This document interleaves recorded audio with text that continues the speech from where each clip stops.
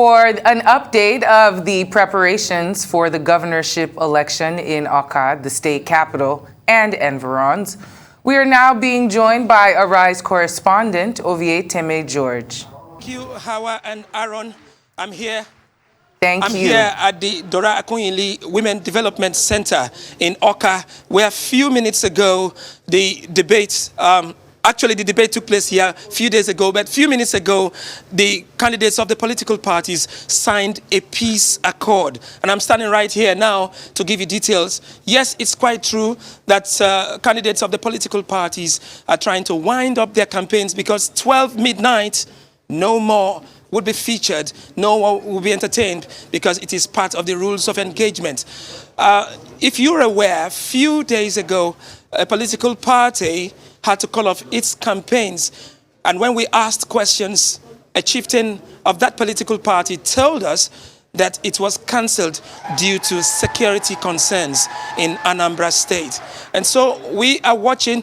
The Inspector General of Police has given his assurances yesterday, and also we spoke with the Deputy Commissioner of Police Operations at the Anambra Police Command. He gave assurances that no insurgency would be recorded here, no insurgents will have a way, and that they are willing to contend with any that would result or lead to the breach of the peace. And so, from the security agencies, we have assurances from the police that the election will be conducted without any concerns about the breach of the peace.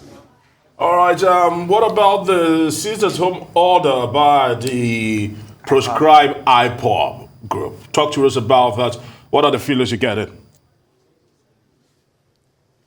Well, earlier today, I got a voice note from somebody, purportedly from them, that people should, hotels in Awka, perhaps other parts of Anambra State, should just shut down.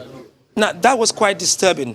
But I also got information from somebody that the indigenous people of Biafra have debunked that voice note, that is not coming from them. So that's this concern about security and safety. Journalists are also here concerned about that voice note that they got. How authentic is it? We really cannot say. But we're just watching, hoping and praying that nothing of such nature should happen here. Everyone is waiting for the 6th of November, which is Saturday, 2 days from now, for the conduct of the Anambra governorship election. We see the candidates signing the peace accord, and they seem to be in good spirits. Can you talk about their own dispensation and their demeanor as the days lead up to the decision? Well, the candidates have signed. You actually noted that. The concern here is when the candidates come out and sign the peace accord, supervised, of course, by the group. Yeah, of course, we have the chairman here, former military head of state, Abdul Salam Abubakar, and of course his secretary, Father Hassan Matthew Kuka. Now they have signed. What about their followers? The take home is when the candidates sign, they should go back and reach out to members of their party and of course supporters for them to abide by the rules of engagement while the election starts. In fact, before, during and after the election, it is expected that the candidates and their supporters and followers would abide by the peace accord. Now, talking about the peace accord, it is a pre-election ritual in Nigeria. Sometimes it is signed, but much later, one party or another would breach the peace, would breach the rules of engagement. So it is expected here that all parties abide by the rules of engagement, stay within the context of the peace accord, and ensure it comes free, fair, and credible. After all, just one person will be elected on Saturday. So it is expected that the candidates would abide by it and also preach peace to their followers, who may sometimes tend to be overzealous to breach the peace. All right, talk to us. In the Anambra, how are they preparing for this particular election? What's the mood like in town? Well, I think the people are prepared.